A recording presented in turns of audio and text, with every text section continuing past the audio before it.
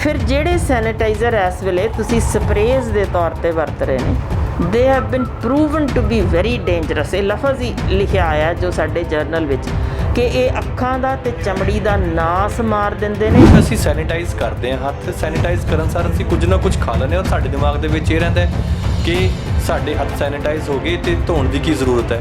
ਇਦਾਂ ਦਾ ਕੁਝ ਹੈ ਜੀ?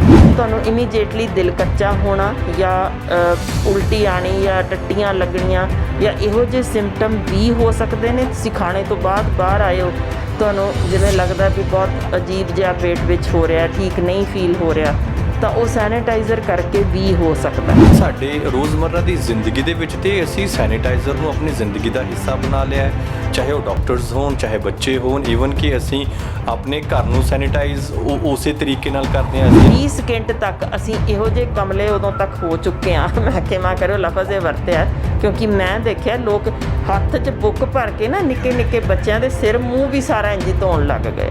ਅਸੀਂ ਮੋਬਾਈਲ ਨੂੰ ਵੀ ਤੇ ਜੀ ਅੱਜ ਕੱਲ੍ਹ ਬੜੇ ਤਰੀਕੇ ਨਾਲ ਸੈਨੀਟਾਈਜ਼ ਕਰਦੇ ਹਾਂ। ਮੈਂ ਖੁਦ ਬੜੇ ਤਰੀਕੇ ਨਾਲ ਸੈਨੀਟਾਈਜ਼ ਕਰਦਾ ਜੀ ਮੋਬਾਈਲ ਨੂੰ ਕਈ ਵਾਰ ਦਿਨ 'ਚ। ਜੀ ਬਿਲਕੁਲ, ਮੈਂ ਹੁਣ ਮੋਬਾਈਲ ਕੰਪਨੀਜ਼ ਦੀ ਹੀ ਰਿਪੋਰਟ ਤੁਹਾਨੂੰ ਪੜ੍ਹ ਦਿੰਦੀ ਹਾਂ। ਤੋਂ ਬਚਾਅ ਲਈ ਸਾਡੇ ਕੋਲ ਐਂਟੀਬਾਇਓਟਿਕਸ ਨਹੀਂ ਹਨ ਉਨੇ ਤਗੜੇ। ਇਹ ਰੈਜ਼ਿਸਟੈਂਟ ਬੈਕਟੀਰੀਆ ਜਿਹੜੇ ਆਉਣੇ ਨੇ, ਇਹਨਾਂ ਨੇ ਸਾਡੀ ਜ਼ਿਆਦਾ ਤਬਾਹੀ ਮਚਾ ਦੇਣੀ ਹੈ ਬਜਾਏ ਕਿ ਕਰੋਨਾ ਨੇ। ਸਤਿ ਸ਼੍ਰੀ ਅਕਾਲ ਜੀ, ਹਕੀਕਤ ਟੀਵੀ ਪੰਜਾਬੀ ਦੇਖ ਰਹੇ ਸਾਡੇ ਸਾਰੇ ਦਰਸ਼ਕਾਂ ਦਾ ਸਵਾਗਤ ਹੈ। ਮੈਂ ਹਾਂ ਕਾਸਿਫ ਫਾਰੂਕੀ। ਇੰਨੇ ਦਿਨੀ ਜਿਹੜਾ ਸੈਨੀਟਾਈਜ਼ਰ ਨੇ ਉਹ ਸਾਡੀ ਜ਼ਿੰਦਗੀ ਦਾ ਉਵੇਂ ਹੀ ਹਿੱਸਾ ਬਣ ਗਏ ਨੇ ਜਿਵੇਂ ਕਿਸੇ ਵੇਲੇ ਮੋਬਾਈਲ ਸਾਡੀ ਜ਼ਿੰਦਗੀ ਦਾ ਹਿੱਸਾ ਬਣੇ, ਟੈਲੀਵਿਜ਼ਨ ਸਾਡੀ ਜ਼ਿੰਦਗੀ ਦਾ ਹਿੱਸਾ ਬਣੇ। ਪਰ ਇਸ ਸੈਨੀਟਾਈਜ਼ਰ ਦੀਆਂ ਬਹੁਤ ਸਾਰੀਆਂ ਜਿਹੜੀਆਂ ਹੁਣ ਪਰੇਸ਼ਾਨੀਆਂ ਸਾਹਮਣੇ ਆਉਣ ਲੱਗੀਆਂ ਨੇ। ਬਹੁਤ ਜ਼ਿਆਦਾ ਜਿਹੜੇ ਇਹਦੀ ਹੱਦ ਤੋਂ ਵੱਧ ਵਰਤੋਂ ਖਤਰਨਾਕ ਪੱਧਰ ਤੱਕ ਤੇ ਪਹੁੰਚ ਗਈ ਹੈ। ਅੱਜ ਸਾਡੇ ਨਾਲ ਇਸ ਹੀ ਮੁੱਦੇ ਤੇ ਗੱਲ ਕਰਨ ਲਈ ਡਾਕਟਰ ਹਰਸ਼ਿੰਦਰ ਕੌਰ ਜੀ ਨੇ, ਜਿਹੜੇ ਕਿ ਬਹੁਤ ਲੰਮੀ ਰਿਸਰਚ ਇਸ ਸੈਨੀਟਾਈਜ਼ ਤੇ ਕਰ ਰਹੇ ਨੇ ਔਰ ਉਹ ਤੁਹਾਨੂੰ ਦੱਸਣਗੇ ਕਿ ਕਿਸ ਤਰੀਕੇ ਨਾਲ ਇਸ ਦੀ ਵਰਤੋਂ ਕੀਤੀ ਜਾਵੇ ਔਰ ਨਵੀਆਂ ਤਾਜ਼ਾ ਗਾਈਡਲਾਈਨਸ ਸੈਨੀਟਾਈਜ਼ ਨੂੰ ਯੂਜ਼ ਕਰਨ ਦੀਆਂ ਜਾਂ ਆਪਣੇ ਘਰ ਨੂੰ ਸੈਨੀਟਾਈਜ਼ ਕਰਨ ਦੀਆਂ ਉਹ ਕੀ ਨੇ। ਮੈਮ ਇੱਕ ਵਾਰ ਫਿਰ ਹਕੀਕਤ ਟੀਵੀ ਤੇ ਬਹੁਤ ਬਹੁਤ ਸਵਾਗਤ ਹੈ ਜੀ। ਕਾਫੀ ਦੇਰ ਬਾਅਦ ਅਸੀਂ ਕਰੋਨਾ ਵਾਇਰਸ ਕਰਕੇ, ਮਹਾਮਾਰੀ ਕਰਕੇ ਦਰਸ਼ਕਾਂ ਦੇ ਰੂਬਰੂ ਤੁਹਾਨੂੰ ਨਹੀਂ ਸੀ ਕਰ ਸਕੇ ਜੀ। ਬਹੁਤ ਧੰਨਵਾਦ ਤੁਹਾਡਾ, ਕਿਉਂਕਿ ਅੱਜ ਦਾ ਮੁੱਦਾ ਬਹੁਤ ਗੰਭੀਰ ਹੈ। ਤਾਂ ਮੈਂ ਚਾਹੁੰਦੀ ਹਾਂ ਕਿ ਅਸੀਂ, ਕਿਉਂਕਿ ਆਮ ਤੌਰ 'ਤੇ ਸਾਡਾ ਅਸਲ 'ਚ ਹਾਲ ਇਹ ਹੈ ਕਿ ਜਦੋਂ ਅਸੀਂ ਕਹਿੰਦੇ ਹਾਂ ਨਾ ਕਿ ਸਾਡੇ ਮੁਲਕ ਦੀ ਕੋਈ ਖੋਜ ਹੈ ਤਾਂ ਲੋਕ ਬਹੁਤਾ ਧਿਆਨ ਨਹੀਂ ਕਰਦੇ। ਸੋ ਮੈਂ ਚਾਹੁੰਦੀ ਹਾਂ ਕਿ ਅਸੀਂ ਉਹਨਾਂ ਨੂੰ ਅਮਰੀਕਾ ਦੀ ਜੋ ਉਹਨਾਂ ਦੀ FDA ਵਾਲੀ ਜਾਂ ਉਹਨਾਂ ਦੀ ਸੈਂਟਰ ਫਾਰ ਡਿਜ਼ੀਜ਼ ਕੰਟਰੋਲ ਨੇ, ਜੋ 2008 ਵਿੱਚ ਵੀ, ਫਿਰ 2012 ਵਿੱਚ, ਫਿਰ 2017 ਵਿੱਚ ਜੋ ਸੈਨੀਟਾਈਜ਼ਰਸ ਦੇ ਉੱਤੇ ਕੀਤੀ ਖੋਜ ਸੀ ਉਹ ਸਾਂਝੀ ਕਰ ਦਈਏ, ਕਿਉਂਕਿ ਉਹਨਾਂ ਨੂੰ ਉਹ ਜੋ ਉਹਨਾਂ ਸਮਿਆਂ ਵਿੱਚ ਜੋ ਸਾਈਡ ਇਫੈਕਟਸ ਦਿਖ ਰਹੇ ਸਨ ਉਹਦੇ ਵਿੱਚ ਕਈ ਗੁਣਾ ਹੁਣ ਵੱਧ ਕੇ, ਕਿਉਂਕਿ ਉਹਨਾਂ ਦਿਨਾਂ ਵਿੱਚ ਤੁਸੀਂ ਦੇਖ ਸਕਦੇ ਹੋ ਕਰੋਨਾ ਦਾ ਐਡਾ ਕਹਿਰ ਨਹੀਂ ਸੀ, ਸੋ ਜ਼ਿਆਦਾ ਵਰਤੋਂ ਉਦੋਂ ਆਮ ਤੌਰ 'ਤੇ ਡਾਕਟਰਾਂ ਦੇ ਵਿੱਚ ਹੀ ਹੋ ਰਹੀ ਸੀ। ਉਹ ਵਾਰਨਿੰਗ ਤਾਂ ਐਕਚੁਅਲੀ ਉਦੋਂ ਡਾਕਟਰਸ ਲਈ ਇਸ਼ੂ ਕੀਤੀ ਗਈ ਸੀ ਕਿ ਲੋੜੋਂ ਵੱਧ ਵਰਤੋਂ ਜੇ ਕਰਦੇ ਹੋ ਨੁਕਸਾਨਦੇਹ ਹੈ, ਜਾਂ ਫਿਰ ਜੇ ਤੁਸੀਂ ਕਿਤੇ ਬੇਲੋੜੀ ਵਰਤੋਂ ਬੱਚਿਆਂ ਵਿੱਚ ਹੋ ਜਾਂਦੀ ਹੈ ਜੋ ਕਿ ਸੁੰਘਣ ਨਾਲ ਜਾਂ ਲੋੜੋਂ ਵੱਧ ਹੱਥ 'ਤੇ ਵਰਤਣ ਨਾਲ ਜਾਂ ਕਈ ਵਾਰ ਉਹਨਾਂ ਦੀ ਖੁਸ਼ਬੂ ਕਾਰਨ ਉਹ ਪੀ ਵੀ ਜਾਂਦੇ ਨੇ, ਉਹਨਾਂ ਦੇ ਉੱਤੇ ਸਾਈਡ ਇਫੈਕਟਸ ਹੁਣ ਤੱਕ ਵੇਖੇ ਗਏ ਸਨ। ਸੋ ਉਸੇ ਨੂੰ ਆਧਾਰ ਬਣਾ ਕੇ ਇੱਕ ਲੇਟੈਸਟ ਫਿਰ ਵਾਰਨਿੰਗ ਜਾਰੀ ਹੋਈ ਹੈ ਕਿ ਸੈਨੀਟਾਈਜ਼ਰਸ ਦੀ ਵਰਤੋਂ ਨੁਕਸਾਨਦੇਹ ਹੋ ਸਕਦੀ ਜੇ, ਪਰ ਜਿੰਨੀ ਵੱਡੀ ਮਾਤਰਾ 'ਚ ਹੁਣ ਵਰਤੋਂ 'ਚ ਹੋ ਰਹੀ ਹੈ ਨੁਕਸਾਨਦੇਹ ਸਾਬਤ ਹੋ ਚੁੱਕੀ ਹੈ। ਜੀ ਉਹ ਕਿਵੇਂ ਜੀ? ਹਾਂਜੀ, ਉਹਨਾਂ ਨੇ ਅਸਲ 'ਚ ਹੁਣ ਲੇਟੈਸਟ ਸਨ 2020 ਵਿੱਚ ਲਗਭਗ 16-17 ਕਿਸਮਾਂ ਦੇ ਸੈਨੀਟਾਈਜ਼ਰਸ 'ਤੇ ਬੈਨ ਲਾ ਦਿੱਤਾ। ਕਾਰਨ ਇਹ ਕਿ ਉਹਦੇ ਵਿੱਚ ਉਹਨਾਂ ਨੇ ਦੇਖਿਆ ਕਿ ਉਹਦੇ 'ਚ ਇੱਕ ਮੀਥਾਨੋਲ, ਉਹਨਾਂ ਨੇ ਇਹਨੂੰ ਸਟਰੋਂਗ ਕਰਨ ਲਈ ਜੋ ਸਨ, ਮੈਂ ਕਿਉਂਕਿ ਇਹ ਤੁਹਾਡੇ ਕੋਲ ਰਿਪੋਰਟਸ ਲੈ ਕੇ ਆਈ ਹਾਂ ਬਾਕਾਇਦਾ ਦੱਸਣ ਲਈ, ਕਿ ਉਹਨਾਂ ਸੈਨੀਟਾਈਜ਼ਰਸ ਦੇ ਵਿੱਚ ਮੀਥਾਨੋਲ ਪਾ ਕੇ ਵੇਚਿਆ ਜਾਣ ਲੱਗ ਪਿਆ ਸੀ, ਜਿਨ੍ਹਾਂ ਉੱਤੇ ਲਿਖਿਆ ਹੋਇਆ ਕਿ 95% ਅਲਕੋਹਲ ਇਸ 'ਚ ਹੈ। ਹੁਣ ਉਹਦੇ ਨਾਲ ਜੋ ਸਾਈਡ ਇਫੈਕਟਸ ਦੇਖਣ ਨੂੰ ਮਿਲੇ ਕਿ ਉਹ ਐਬਜ਼ੌਰਪਸ਼ਨ, ਨਾ ਸਿਰਫ ਕਿਉਂਕਿ ਤੁਸੀਂ ਉਹਨੂੰ ਹੱਥਾਂ ਨੂੰ ਲਾਇਆ, ਮੂੰਹ 'ਚ ਕੁਛ ਪਾ ਲਿਆ ਜਾਂ ਹੈਂਡਲ 'ਤੇ ਲਾਇਆ ਸੀ ਜਾਂ ਜਿੱਥੇ ਵੀ ਜੋ ਕੁਛ ਤੁਸੀਂ ਲਾਇਆ, ਸਰੀਰ ਅੰਦਰ ਜਾਣ ਨਾਲ ਜੋ ਚੀਜ਼ਾਂ ਦਿਖਣੀਆਂ ਸ਼ੁਰੂ ਹੋਈਆਂ, ਦਿਲ ਕੱਚਾ ਹੋਣਾ ਹੋ ਸਕਦਾ ਸੀ, ਸਿਰ ਪੀੜ, ਚੱਕਰ ਆਣੇ ਤੋਂ ਲੈ ਕੇ ਨਿਗਾਹ ਚਲੀ ਜਾਣੀ, ਦੌਰੇ ਪੈਣੇ, ਬੇਹੋਸ਼ੀ ਹੋਣੀ ਤੱਕ ਦੇ ਬਹੁਤ ਸਾਰੇ ਲੱਛਣ ਇਹ ਦਿਸਣੇ ਸ਼ੁਰੂ ਹੋ ਗਏ। ਸੋ ਉਹਨਾਂ ਨੇ ਉਹ ਬੈਨ ਲਾ ਦਿੱਤਾ ਕਿ ਮੀਥਾਨੋਲ ਨਹੀਂ ਹੋਣਾ ਚਾਹੀਦਾ। ਜਿੱਥੇ ਤੱਕ ਸਵਾਲ ਸਾਡੇ ਹੈ, ਸਾਡੇ ਇਹ ਖੁੱਲ੍ਹਾ ਮਿਲ ਰਿਹਾ ਜੋ ਕਿ ਤੁਸੀਂ ਵੇਖ ਸਕਦੇ ਹੋ ਸੈਨੀਟਾਈਜ਼ਰਸ ਵਿੱਚ ਪੜ੍ਹ ਕੇ, ਬਹੁਤ ਸਾਰੇ ਸੈਨੀਟਾਈਜ਼ਰ ਦੇ ਉੱਪਰ ਮੀਥਾਨੋਲ ਲਿਖਿਆ ਹੁੰਦਾ ਜੇ, ਕਈਆਂ ਤੇ ਲਿਖਿਆ ਹੀ ਨਹੀਂ ਹੁੰਦਾ, ਕੰਟੈਂਟ ਹੀ ਨਹੀਂ, ਸਿਰਫ ਇੰਨਾ ਲਿਖ ਦਿੰਦੇ ਨੇ ਕਿ 90% ਅਲਕੋਹਲ ਹੈ, ਉਹਦੇ 'ਚ ਹੁੰਦੀ ਮੀਥਾਨੋਲ ਹੈ ਪਰ ਕੰਟੈਂਟ ਹੀ ਨਹੀਂ ਲਿਖਦੇ। ਸੋ ਇਸ ਕਰਕੇ ਇਹ ਸੈਨੀਟਾਈਜ਼ਰਸ ਦੇ ਵਿੱਚ ਇਹ ਆਉਣਾ ਜੋ ਕਿ ਤੁਸੀਂ ਪੜ੍ਹ ਹੀ ਨਹੀਂ ਸਕਦੇ ਹੈਗਾ ਕਿ ਨਹੀਂ, ਕਿਉਂਕਿ ਬਾਹਰ ਸਿਰਫ 90% ਅਲਕੋਹਲ ਲਿਖਿਆ, ਉਹ ਤੁਹਾਨੂੰ ਬੜਾ ਤਗੜਾ ਨੁਕਸਾਨ ਕਰ ਸਕਦਾ ਹੈ। ਜੀ ਤੇ ਹੁਣ ਸਾਡੇ ਘਰਾਂ ਦੇ ਵਿੱਚ ਤੇ ਸਾਡੇ ਰੋਜ਼ਮਰਰਾ ਦੀ ਜ਼ਿੰਦਗੀ ਦੇ ਵਿੱਚ ਤੇ ਅਸੀਂ ਸੈਨੀਟਾਈਜ਼ਰ ਨੂੰ ਆਪਣੀ ਜ਼ਿੰਦਗੀ ਦਾ ਹਿੱਸਾ ਬਣਾ ਲਿਆ ਹੈ, ਚਾਹੇ ਉਹ ਡਾਕਟਰਸ ਹੋਣ, ਚਾਹੇ ਬੱਚੇ ਹੋਣ, ਈਵਨ ਕਿ ਅਸੀਂ ਆਪਣੇ ਘਰ ਨੂੰ ਸੈਨੀਟਾਈਜ਼ ਉਸੇ ਤਰੀਕੇ ਨਾਲ ਕਰਦੇ ਹਾਂ। ਅਸੀਂ ਆਪਣੇ ਸੋਫੇ, ਆਪਣੇ ਬੈੱਡ, ਅਸੀਂ ਆਪਣੇ ਜਿਹੜੇ ਕੁੰਡੇ ਜਿੰਦੇ ਨੇ ਉਹਨਾਂ ਨੂੰ ਸਾਰਿਆਂ ਨੂੰ, ਹੈਂਡਲਸ ਵਗੈਰਾ ਨੂੰ ਤਾਂ ਅਸੀਂ ਸੈਨੀਟਾਈਜ਼ ਕਰਦੇ ਹਾਂ ਜੀ ਰੋਜ਼ ਹੁਣ। ਜੀ ਬਿਲਕੁਲ। ਹੁਣ ਉਹਦਾ ਵੀ ਦੇਖੋ ਕਮਾਲ ਕੀ ਹੈ ਕਿ ਇਹ ਕਲੀਅਰ ਕੱਟ ਇੰਸਟਰਕਸ਼ਨਸ ਹੈ ਕਿ ਜੇ ਤੁਸੀਂ ਕੀਟਾਣੂ ਮਾਰਨੇ ਨੇ, ਪਹਿਲੀ ਗੱਲ ਤਾਂ ਇਹ ਸਪਸ਼ਟ ਵੀ ਜੇ ਅਸੀਂ ਸੈਨੀਟਾਈਜ਼ਰ ਕੀਟਾਣੂ ਮਾਰਨ ਲਈ ਵਰਤ ਰਹੇ ਹਾਂ ਤਾਂ ਉਹਦੀ ਉਸ ਥਾਂ ਤੇ, ਜਿਸ ਥਾਂ ਤੇ ਵਰਤਿਆ ਜਾ ਰਿਹਾ, 20 ਸਕਿੰਟ ਤੋਂ ਲੈ ਕੇ 10 ਮਿੰਟ ਤੱਕ ਉਹਦੀ ਉਸ ਥਾਂ ਤੇ ਰਹਿਣਾ ਚਾਹੀਦਾ ਅਸਰ, ਜਿਹਦੇ 'ਚ ਸਿੱਲਾਪਣ ਹੋਵੇ। ਯਾਨੀ ਜੇ ਤੁਸੀਂ ਅਜਿਹੀ ਚੀਜ਼ ਨਾਲ ਪੂੰਝ ਕੇ ਵਾਈਪਸ ਨਾਲ ਤੁਰ ਗਏ ਹੋ ਜਾਂ ਉਹਨੂੰ ਸਪਰੇਅ ਕਰਕੇ ਜੋ ਕਿ ਉਸੇ ਵੇਲੇ ਉੱਡ ਗਿਆ, ਉਹਦਾ ਅਸਰ ਹੋਇਆ ਹੀ ਨਹੀਂ। 20 ਸਕਿੰਟ ਤੱਕ ਉਹਦਾ ਗਿੱਲਾ ਰਹਿਣਾ ਜਾਂ ਸਿੱਲਾ ਰਹਿਣਾ ਜ਼ਰੂਰੀ ਹੈ ਉਹਦਾ ਐਂਟੀ ਮਾਈਕਰੋਬੀਅਲ ਇਫੈਕਟ ਲੈਣ ਲਈ। ਜਿਹਨੂੰ ਅਸੀਂ ਥੰਦਾ ਕਹਿ ਦਿੰਦੇ ਹਾਂ, ਥੰਦਾ ਨਹੀਂ, ਥੰਦਲਾ ਜਿਹਾ, ਥੰਦਾ ਵੱਖਰੀ ਹੋ ਗਈ। ਯਾਨੀ ਜਿਹੜੀ ਗਿੱਲਾਪਣ ਉਹਦਾ ਜੋ ਹੋਣਾ ਚਾਹੀਦਾ, ਜੋ ਕਿ ਅਸੀਂ ਸਪਰੇਅ ਜਦੋਂ ਕਰ ਦਿੱਤੀ ਸੈਨੀਟਾਈਜ਼ਰ ਜਾਂ ਤੁਸੀਂ ਉਹਨੂੰ ਸਾਫ਼ ਕੀਤਾ ਕਿਸੇ ਚੀਜ਼ ਨਾਲ, ਜੋ ਕਿ ਬਹੁਤ ਸਾਰੇ ਇਸ਼ਤਿਹਾਰ ਤੁਸੀਂ ਵੇਖ ਰਹੇ ਹੋ ਅੱਜ ਕੱਲ੍ਹ ਆ ਰਹੇ ਨੇ। ਸੋ ਜਦੋਂ ਤੁਸੀਂ ਉਹਨੂੰ ਕਲੀਨ ਕਰਦੇ ਹੋ ਸਰਫੇਸ ਨੂੰ, ਜੇ ਉਹ ਉਸੇ ਵੇਲੇ ਸੁੱਕ ਜਾਂਦਾ ਤਾਂ ਉਹ ਬੇਅਸਰ ਹੈ। ਯਾਨੀ ਜੋ ਐਕਚੁਅਲ ਯਾਨੀ ਸੈਂਟਰ ਫॉर ਡਿਜ਼ੀਜ਼ ਕੰਟਰੋਲ ਵਾਲਿਆਂ ਨੇ ਕਿਹਾ 20 ਸਕਿੰਟ ਘੱਟੋ ਘੱਟ ਸਮਾਂ ਜਦੋਂ ਤੱਕ ਉਹ ਗਿੱਲਾ ਜਾਂ ਸਿੱਲਾ ਰਹਿਣਾ ਚਾਹੀਦਾ, ਇਹ ਤਾਂ ਹੀ ਉਹ ਅਸਰ ਉਹਦਾ ਹੈ, ਵਰਨਾ ਉਹਨੇ ਕੁਛ ਮਾਰਿਆ ਨਹੀਂ। ਉਹ ਤੁਹਾਡੇ ਸ਼ੌਕ ਨਾਲ ਵੀ ਮੈਂ ਪਾਣੀ ਛਿੜਕਾ ਲਿਆ ਤੇ ਤੁਰ ਗਿਆ ਤੇ ਖ਼ਤਮ ਹੋ ਗਿਆ, ਉਹਦਾ ਅਸਰ ਨਹੀਂ ਹੈ। ਬਿਲਕੁਲ ਇਸੇ ਤਰ੍ਹਾਂ ਜਿਹੜੀਆਂ ਥਿੰਦੀਆਂ ਸਰਫੇਸਿਸ ਹੈ, ਯਾਨੀ ਜਿਨ੍ਹਾਂ 'ਤੇ ਤੁਸੀਂ ਕਹਿ ਲਓ ਕਿਚਨ ਵਿੱਚ ਜਾਂ ਡਾਈਨਿੰਗ ਟੇਬਲ ਜਾਂ ਇਹੋ ਜਿਹੀਆਂ ਥਾਵਾਂ ਜਿੱਥੇ ਤੁਹਾਡੇ ਹੱਥ ਉਹਦੇ ਨਾਲ ਲੱਗੇ ਜਾਂ ਘਿਓ ਦਾ ਜਾਂ ਇਸ ਤਰ੍ਹਾਂ ਦਾ ਥਿੰਦਾ ਕੰਮ ਹੈ, ਉੱਥੇ ਉੱਕਾ ਹੀ ਬੇਅਸਰ ਹੈ, ਉੱਥੇ ਅਸਰ ਹੀ ਨਹੀਂ ਕਰਦਾ। ਨਹੀਂ, ਉੱਥੇ ਅਸਰ ਹੀ ਨਹੀਂ ਕਰਦਾ, ਕਿਉਂਕਿ ਉਸ ਥਾਂ ਤੇ ਪਹਿਲਾਂ ਗੰਦਗੀ ਨੂੰ ਸਾਫ਼ ਕਰਨਾ ਸਾਬਣ ਜਾਂ ਪਾਣੀ ਨਾਲ ਜ਼ਰੂਰੀ ਜੇ, ਫਿਰ ਉਸ ਤੋਂ ਬਾਅਦ ਜੇ ਤੁਸੀਂ ਸੈਨੀਟਾਈਜ਼ਰ ਲਾਉਂਦੇ ਹੋ ਤਾਂ ਹੀ ਅਸਰ ਕਰਦਾ।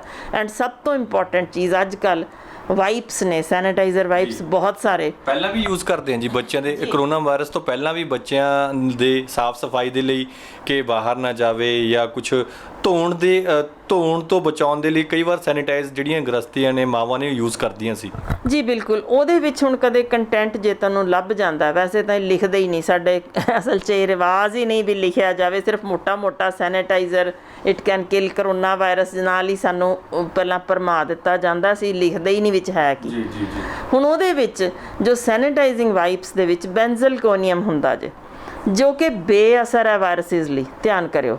ਉਹ ਵਾਇਰਸਿਸ ਨੂੰ ਮਾਰਦਾ ਹੀ ਨਹੀਂ, ਉਹ ਸਿਰਫ ਬੈਕਟੀਰੀਆ ਮਾਰਦਾ ਜੇ, ਤੇ ਅਸੀਂ ਕਰੋਨਾ ਵਾਇਰਸ ਮਾਰਤਾ ਕਰਕੇ ਲੱਗੇ ਹੋਏ ਹਾਂ, ਜਦ ਕਿ ਬੈਂਜ਼ਲਕੋਨੀਅਮ ਕਲੋਰਾਈਡ ਜੋ ਸੈਨੀਟਾਈਜ਼ਿੰਗ ਵਾਈਪਸ ਵਿੱਚ ਪੈਂਦਾ ਜੇ, ਉਹ ਵਾਇਰਸ ਮਾਰਦਾ ਹੀ ਨਹੀਂ, ਇਕੱਲੇ ਬੈਕਟੀਰੀਆ ਮਾਰਦਾ।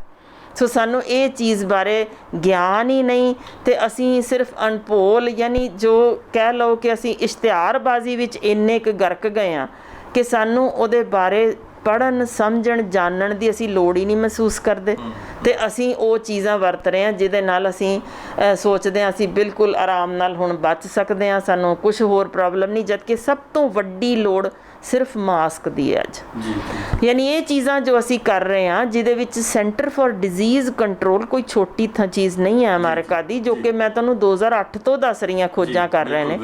ਉਹ ਅੱਜ ਵੀ ਇਹੋ ਕਹਿ ਰਹੇ ਨੇ ਸੰਨ 2020 ਵਿੱਚ ਵੀ ਕਿ ਸਾਬਣ ਨਾਲ ਹੱਥ ਧੋਣੇ ਹੀ ਸਭ ਤੋਂ ਬਿਹਤਰ ਨੇ।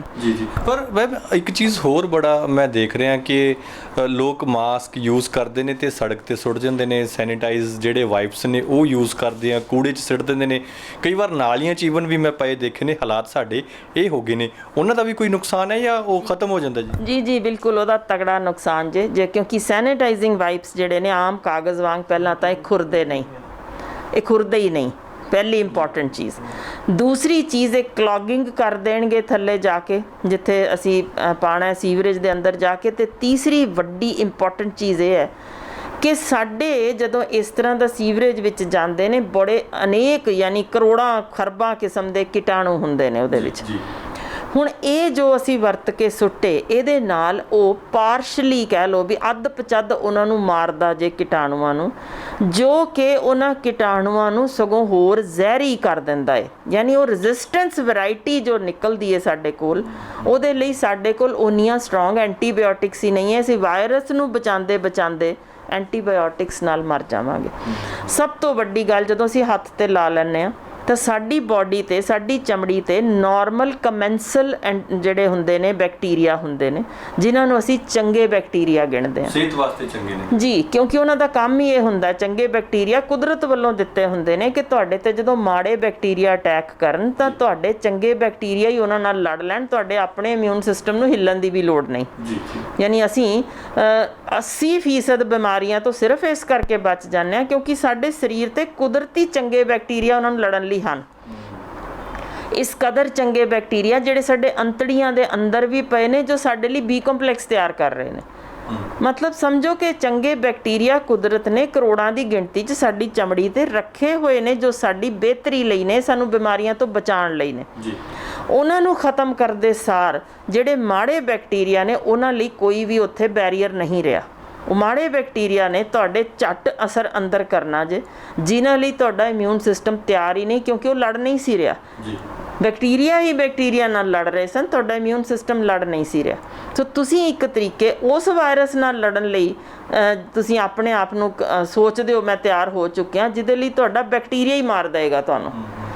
ਇਸੇ ਲਈ ਵੱਡੀ ਗਿਣਤੀ ਮੈਂ ਦੱਸਣਾ ਚਾਹੁੰਦੀ ਹਾਂ ਜਿੰਨੇ ਵੀ ਥਾਂ ਤੇ ਸ਼ੁਰੂਆਤੀ ਕਿਸਮ ਵਿੱਚ ਮੌਤਾਂ ਹੋਈਆਂ ਇਹ ਵੇਖਣ ਵਿੱਚ ਆਇਆ ਸੀ ਕਿ ਇਹਨਾਂ ਦੇ ਬੈਕਟੀਰੀਅਲ ਇਨਫੈਕਸ਼ਨ ਨਾਲ ਆ ਰਹੀ ਹੈ। ਕਾਰਨ ਇਹ ਕਿ ਸ਼ਾਇਦ ਕਰੋਨਾ ਨਹੀਂ ਸੀ ਮਾਰ ਰਹੀ, ਉਹ ਬੈਕਟੀਰੀਆ ਇੰਨੇ ਤਗੜੇ ਤਰੀਕੇ ਸਰੀਰ ਤੇ ਇਫੈਕਟ ਕਰ ਜਾਂਦੇ ਸਨ ਕਿ ਸਟਰੋਂਗ ਐਂਟੀਬੈਕਟੀਰੀਅਲ ਮੈਡੀਸਿਨਸ ਵੀ ਦੇਣੀਆਂ ਹਰ ਇੱਕ ਨੂੰ ਪੈ ਰਹੀਆਂ ਸਨ ਜਦੋਂ ਸ਼ੁਰੂਆਤੀ ਦੌਰ ਵਿੱਚ ਕਰੋਨਾ ਦੇ ਨਾਲ ਮੌਤਾਂ ਹੋਈਆਂ, ਕਿਉਂਕਿ ਉਦੋਂ ਇਸ ਚੀਜ਼ ਦੀ ਸਮਝ ਨਹੀਂ ਸੀ ਆ ਰਹੀ ਕਿ ਅਸੀਂ ਤਾਂ ਬੈਕਟੀਰੀਆ ਸਗੋਂ ਜ਼ਿਆਦਾ ਤਗੜੇ ਤਰੀਕੇ ਸਰੀਰ ਅੰਦਰ ਵਾੜ ਰਹੇ ਹਾਂ। ਮੈਮ ਫਿਰ ਜਦੋਂ ਅਸੀਂ ਜਿਹੜਾ ਸੈਨੀਟਾਈਜ਼ਰ ਯੂਜ਼ ਕਰਦੇ ਹਾਂ ਅਸੀਂ 2 ਘੰਟੇ ਬਾਅਦ ਈਵਨ ਕਿ ਕਈ ਵਾਰ ਤਾਂ ਅੱਧੇ ਘੰਟੇ ਬਾਅਦ ਵੀ ਹਾਲਾਤ ਸਾਡੇ ਇਹ ਹੋ ਗਏ ਨੇ ਕਿ ਅੱਧੇ ਘੰਟੇ ਬਾਅਦ ਵੀ ਅਸੀਂ ਸੈਨੀਟਾਈਜ਼ ਆਪਣੇ ਹੱਥਾਂ ਨੂੰ ਕਰਦੇ ਹਾਂ, ਆਪਣੀਆਂ ਬਾਹਾਂ ਨੂੰ ਕਰਦੇ ਹਾਂ।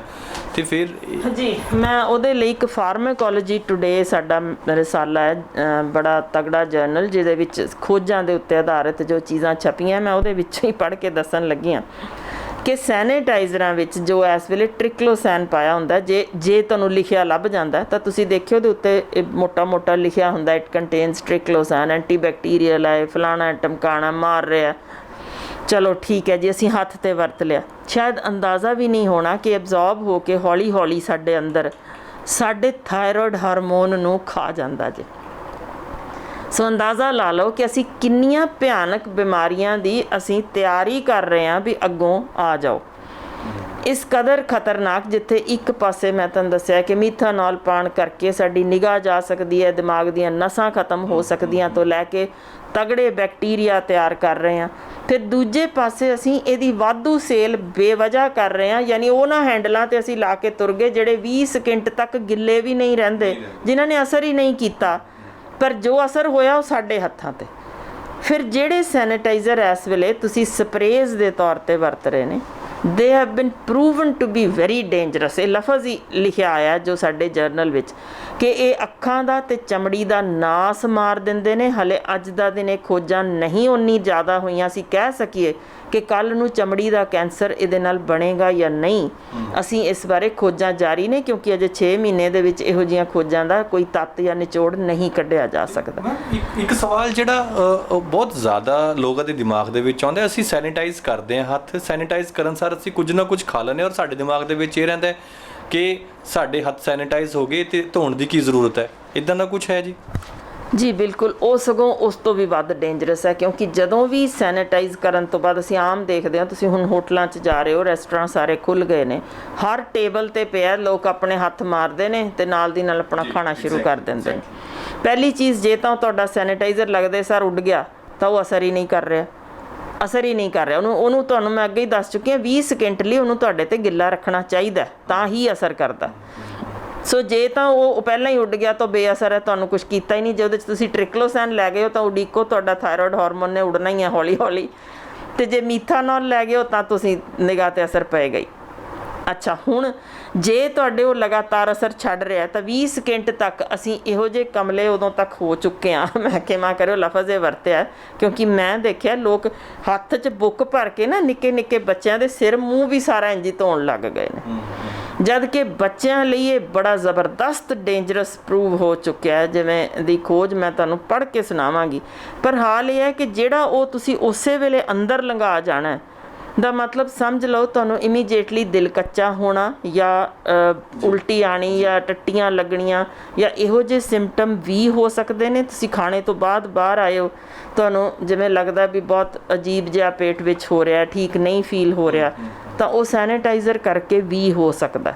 ਮੈਮ ਲੋਕ ਤੇ ਹਾਲਾਤ ਸਾਡੇ ਇਹ ਹੋ ਚੁੱਕੇ ਨੇ ਕਿ ਅਸੀਂ ਤਾਂ ਸਬਜ਼ੀਆਂ ਤੇ ਫਰੂਟ ਉਹ ਵੀ ਸੈਨੀਟਾਈਜ਼ ਕਰਕੇ ਖਾਣ ਲੱਗੇ ਜੀ। ਬਿਲਕੁਲ, ਉਹ ਬਿਲਕੁਲ ਹੀ ਬੈਨ ਦੇ ਤਰੀਕੇ ਦੀ ਗੱਲ ਕੀਤੀ ਗਈ ਹੈ CDC ਵੱਲੋਂ ਕਿ ਸਬਜ਼ੀਆਂ ਦੇ ਉੱਤੋਂ ਲੱਗਿਆ ਤੁਹਾਡੇ ਮੂੰਹ ਅੰਦਰ ਹੀ ਜਾਣਾ, ਉਸ ਲਈ ਉਹਨੂੰ ਨਾ ਤਾਂ ਸਾਬਣ ਨਾਲ ਧੋਵੋ, ਨਾ ਤੁਸੀਂ ਸੈਨੀਟਾਈਜ਼ ਕਰੋ, ਖੁੱਲ੍ਹੇ ਪਾਣੀ ਦੇ ਵਿੱਚ ਹੀ ਸਾਫ਼ ਕਰਕੇ ਬਾਅਦ ਵਿੱਚ ਤੁਸੀਂ ਸਾਫ਼ ਕੱਪੜੇ ਨਾਲ ਵੱਧੋ ਵੱਧ ਪੂੰਝ ਸਕਦੇ ਹੋ।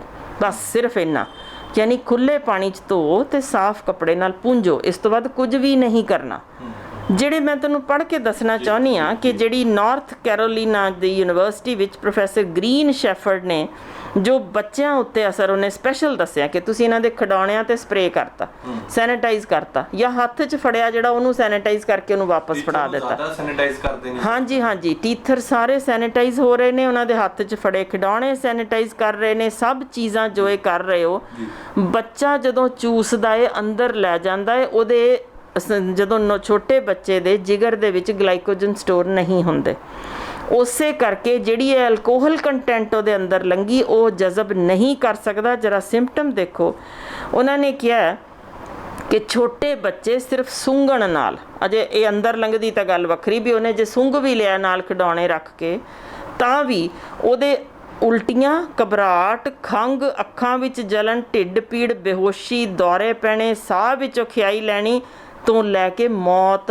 ਤੱਕ ਹੋ ਜਾਣੀ ਜਾਂ ਜਿਗਰ ਖਰਾਬ ਹੋ ਜਾਣ ਦੇ ਸਿੰਪਟਮਸ, ਲੱਛਣ ਇਹਨਾਂ ਵਿੱਚ ਵੇਖੇ ਜਾ ਚੁੱਕੇ ਨੇ। ਯਾਨੀ ਡੇਂਜਰਸ ਹੈ ਜੇ ਅਸੀਂ ਬੱਚਿਆਂ ਵਿੱਚ ਲਾ ਰਹੇ ਹਾਂ। ਐਗਜ਼ੈਕਟਲੀ ਉਹੀ ਚੀਜ਼ ਹੁਣ ਮੈਂ ਤੁਹਾਨੂੰ ਦੱਸਦੀ ਹਾਂ, ਲੋਕ ਘਰਾਂ ਵਿੱਚ ਸੋਫਿਆਂ 'ਤੇ ਸਪਰੇਅ ਕਰ ਜਾਂਦੇ ਨੇ, ਕਮਰੇ ਵਿੱਚ ਅਸੀਂ ਜੀ ਸਪਰੇਅ ਕੀਤਾ ਸਾਡਾ ਸੈਨੀਟਾਈਜ਼ ਹੋ ਗਿਆ, ਜਦ ਕਿ ਕਲੀਅਰ ਕੱਟ ਲਿਖਿਆ ਹੈ ਕਿ ਕੋਈ ਸੌਫਟ ਸਰਫੇਸ ਜਿਹੜੀ ਐਬਜ਼ੌਰਬ ਕਰ ਲੈਂਦੀ ਹੈ ਅੰਦਰ, ਉਹਦੇ ਉੱਤੇ ਕੀਟਾਣੂ ਮਰਦੇ ਨਹੀਂ।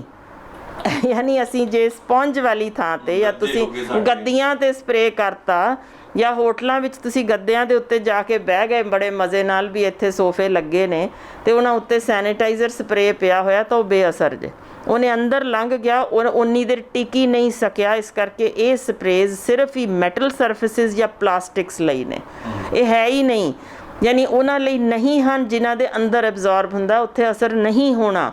ਸੋ ਇਹ ਚੀਜ਼ਾਂ ਡੇਂਜਰਸ ਨੇ। ਅਸੀਂ ਮੋਬਾਈਲ ਨੂੰ ਵੀ ਤੇ ਜੀ ਅੱਜ ਕੱਲ੍ਹ ਬੜੇ ਤਰੀਕੇ ਨਾਲ ਸੈਨੀਟਾਈਜ਼ ਕਰਦੇ ਹਾਂ, ਮੈਂ ਖੁਦ ਬੜੇ ਤਰੀਕੇ ਨਾਲ ਸੈਨੀਟਾਈਜ਼ ਕਰਦਾ ਜੀ ਮੋਬਾਈਲ ਨੂੰ ਕਈ ਵਾਰ ਦਿਨ 'ਚ। ਜੀ ਬਿਲਕੁਲ, ਮੈਂ ਹੁਣ ਮੋਬਾਈਲ ਕੰਪਨੀਜ਼ ਦੀ ਹੀ ਰਿਪੋਰਟ ਤੁਹਾਨੂੰ ਪੜ੍ਹ ਦਿੰਦੀ ਹਾਂ, ਜਿਹਦੇ ਵਿੱਚ ਸਪਸ਼ਟ ਲਿਖਿਆ ਹੈ ਕਿ ਤੁਸੀਂ ਜਦੋਂ ਮੋਬਾਈਲ ਫੋਨ ਦਿਨ ਵਿੱਚ 6 ਵਾਰ ਤੋਂ ਵੱਧ ਸੈਨੀਟਾਈਜ਼ਰ ਨਾਲ ਸਾਫ਼ ਕਰ ਲੈਂਦੇ ਹੋ ਤਾਂ ਉਹਦੀ ਫਿੰਗਰਪ੍ਰਿੰਟ ਕੋਟਿੰਗ ਜਿਹੜੀ ਹੈ 1000 ਵਾਰ ਕਲੀਨ ਕਰਨ ਤੋਂ ਬਾਅਦ ਉਹ ਖਰਾਬ ਹੋ ਜਾਂਦੀ ਹੈ। ਯਾਨੀ ਇਹ ਚੀਜ਼ ਤਾਂ ਕੰਪਨੀ ਵਾਲਿਆਂ ਨੇ ਕਹਿ ਛੱਡਿਆ ਵੀ ਇਹ ਚੀਜ਼ ਇਹਦੀ ਡੇਂਜਰਸ ਇਸ ਤਰੀਕੇ ਹੋ ਸਕਦੀ ਹੈ। ਜ਼ਰਾ ਹੁਣ ਅੰਦਾਜ਼ਾ ਲਾਇਓ ਕਿੰਨੀ ਫਾਈਨ ਕੋਟਿੰਗ ਹੁੰਦੀ ਜੇ ਜਿਹੜੀ ਉੱਤੇ ਹੈ, ਜੋ ਕਿ ਤੁਹਾਡੇ ਸੈਨੀਟਾਈਜ਼ਰ ਨਾਲ ਸਿਰਫ 1000 ਵਾਰ ਵਰਤਣ ਨਾਲ ਖਰਾਬ ਹੋ ਗਈ ਤਾਂ ਚਮੜੀ ਉਸ ਤੋਂ ਨਰਮ ਜੇ ਤੇ ਨਾਜ਼ੁਕ ਹੈ। ਤੁਸੀਂ ਸਮਝ ਸਕਦੇ ਹੋ ਹੁਣ ਇਹਦਾ ਕਿੰਨਾ ਮਾੜਾ ਅਸਰ ਤੇ ਕਿੰਨਾ ਲੌਂਗ ਸਟੈਂਡਿੰਗ ਇਫੈਕਟ ਆਉਣ ਵਾਲਾ ਹੈ। ਜਿੱਥੇ ਅਸੀਂ ਖਿਮਾ ਕਰਿਓ ਸਾਡੀਆਂ ਗਵਰਨਮੈਂਟਸ ਬਗੈਰ ਸੋਚੇ ਸਮਝੇ ਚੀਜ਼ਾਂ ਖੋਜਾਂ, ਕਿਉਂਕਿ ਉੱਥੇ ਕੋਈ ਪੜ੍ਹਦਾ ਨਹੀਂ, ਇਹ ਅਨਾਊਂਸਮੈਂਟਸ ਕਰ ਦਿੰਦੀਆਂ ਨੇ ਕਿ ਤੁਸੀਂ ਇੱਕ ਦੁਕਾਨ ਤੋਂ ਦੂਜੇ 'ਚ ਵੀ ਜਾਣਾ ਤਾਂ ਇੱਕ ਵਾਰ ਅੰਦਰ ਵੜਨ ਲੱਗਿਆ, ਬਾਹਰ ਨਿਕਲਣ ਲੱਗਿਆ, ਫਿਰ ਅਗਲੇ, ਤੇ ਫਿਰ ਹਾਲ ਇਹ ਜੇ ਕਈ ਥਾਈਂ ਤਾਂ ਪੈਰਾਂ ਦੇ ਥੱਲੇ ਵੀ, ਯਾਨੀ ਹੇਠੋਂ ਵੀ ਲੰਘਣਾ, ਜੁੱਤੀਆਂ ਦੇ ਥੱਲੇ ਵੀ ਉਹਨਾਂ ਨੇ ਰੱਖਿਆ ਵੀ ਤੁਸੀਂ ਉਹ ਯਾਨੀ ਜਿਵੇਂ ਗੁਰਦੁਆਰੇ 'ਚ ਵੜੀ ਦਾ ਧੋ ਕੇ ਵੜਨਾ ਤਾਂ ਸੈਨੀਟਾਈਜ਼ਰ ਨਾਲ ਧੋ ਕੇ ਅੰਦਰ ਵੜੋ।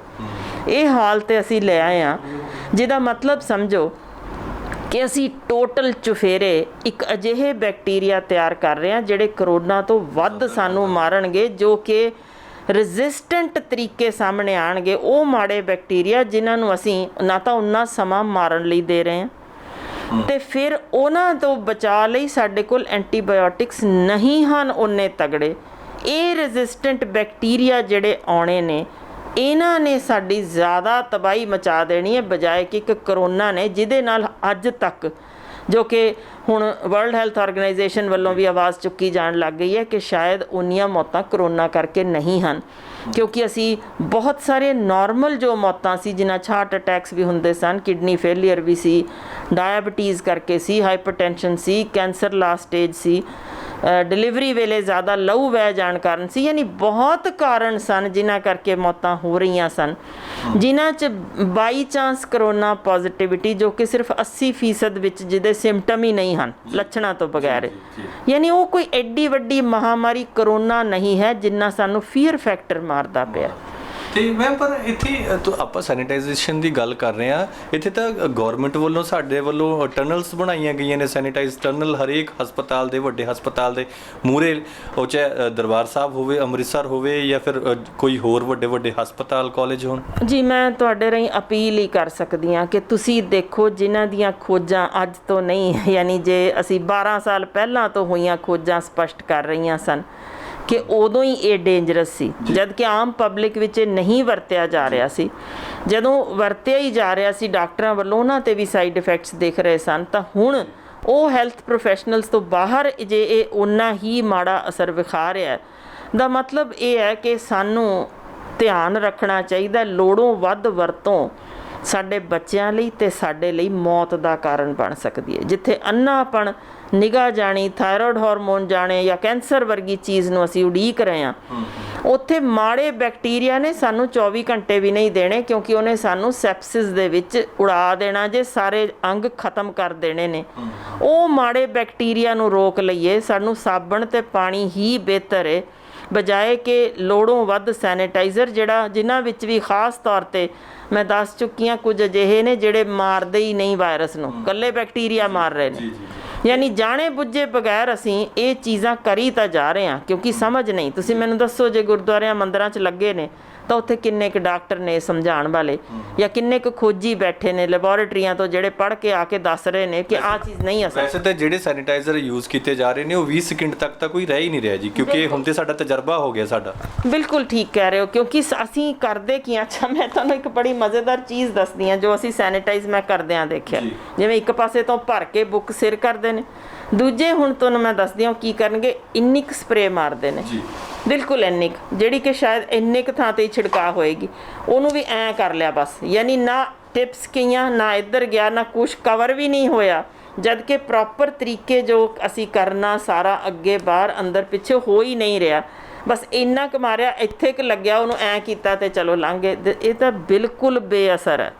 ਅਸੀਂ ਬਿਮਾਰੀ ਮੁੱਲ ਲੈ, ਅਸੀਂ ਸਿਰਫ ਬਿਮਾਰੀ, ਉਹਨੂੰ ਜਿਹੜੇ ਚੰਗੇ ਬੈਕਟੀਰੀਆ ਮਾਰ ਲਏ ਬਸ, ਹੋਰ ਅਸੀਂ ਕੁਝ ਵੀ ਨਹੀਂ ਕੀਤਾ। ਨਾ ਵਾਇਰਸ ਮਾਰੀ ਹੈ, ਨਾ ਮਾੜੇ ਬੈਕਟੀਰੀਆ ਮਾਰੇ ਨੇ, ਚੰਗੇ ਮਾਰ ਦਿੱਤੇ ਵੀ ਤੂੰ ਤਾਂ ਖਤਮ ਹੋ ਤੇ ਲੈ ਮੈਂ ਬਿਮਾਰੀ ਲੈ ਕੇ ਆ ਰਹੀ। ਇਹ ਬਹੁਤ ਖਤਰਨਾਕ ਰੁਝਾਨ ਜੇ। ਮੇਰੀ ਸਲਾਹ ਤੁਹਾਡੇ ਰਾਹੀਂ ਸਿਰਫ ਇਹੋ ਹੈ ਕਿ ਜੇ ਅਸੀਂ ਇਹ ਥੋੜ੍ਹੀ ਬਹੁਤ ਤਰਕ ਦੇ ਆਧਾਰ ਉੱਤੇ ਗੱਲ ਕਰੀਏ, ਆਪਣੇ ਮਨਾਂ 'ਚੋਂ ਪਹਿਲਾਂ ਤਾਂ ਇਹ ਡਰ ਕੱਢੀਏ ਕਿ ਸਾਡੇ ਹੱਥ ਸਿਰਫ ਕਰੋਨਾ ਹੀ ਫੜ ਕੇ ਅੰਦਰ ਲਿਆਉਣ ਲੱਗੇ ਨੇ, ਇਹੋ ਜਿਹੀ ਗੱਲ ਨਹੀਂ ਹੈ।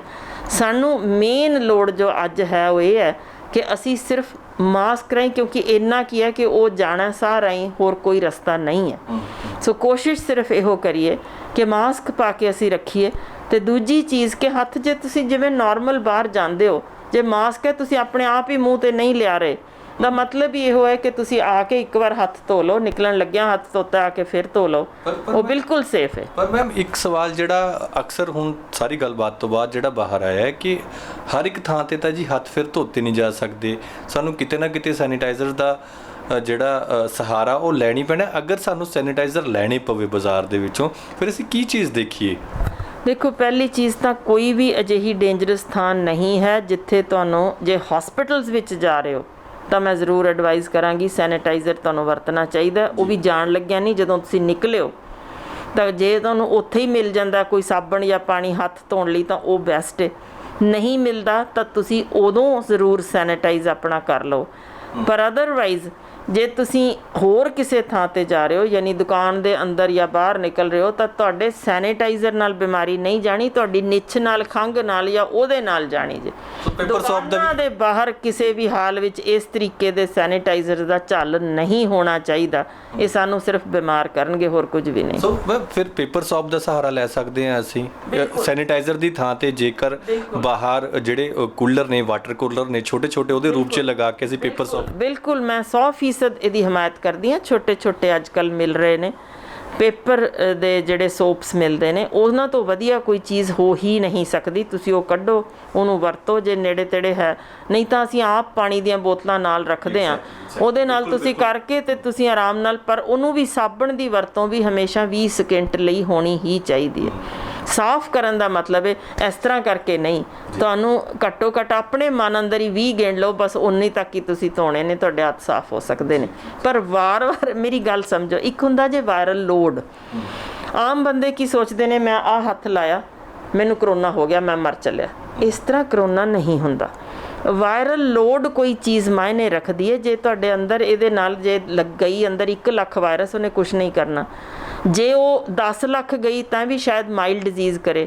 ਹਾਂ, ਜੇ 20 ਕਰੋੜ ਚਲੀ ਗਈ ਹੈ ਤਾਂ ਫਿਰ ਜ਼ਰੂਰ ਉਹ ਬਿਮਾਰੀ ਕਰ ਸਕਦੀ।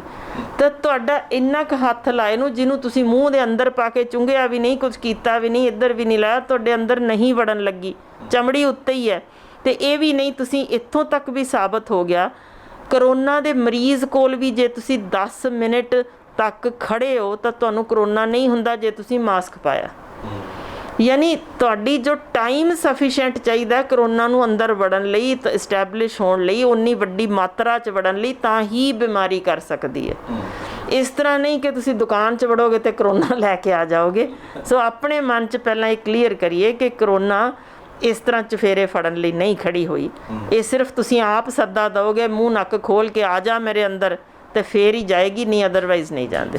ਬਹੁਤ ਬਹੁਤ ਸ਼ੁਕਰੀਆ ਜੀ ਮੈਮ, ਸਮਾਂ ਦੇਣ ਦੇ ਲਈ। ਬਹੁਤ ਜਿਹੜਾ ਤੁਹਾਡਾ ਕੀਮਤੀ ਸਮਾਂ ਹੈ, ਬਹੁਤ ਬਿਜ਼ੀ ਵੀ ਹੋ ਤੁਸੀਂ, ਕਰੋਨਾ ਵਾਇਰਸ ਨੂੰ ਹੈਂਡਲ ਕਰ ਰਹੇ ਹੋ, ਐਡਵਾਈਜ਼ਰੀਆਂ ਨੂੰ ਲਾਗੂ ਕਰ ਰਹੇ ਹੋ, ਸਰਕਾਰ ਦੇ ਜਿਹੜੀ ਅਪੀਲਾਂ ਨੇ ਉਹਨੂੰ ਲੋਕਾਂ ਤੱਕ ਪਹੁੰਚਾ ਰਹੇ ਹੋ, ਇਸ ਲਈ ਤੁਹਾਡਾ ਬਹੁਤ ਬਹੁਤ ਸ਼ੁਕਰੀਆ।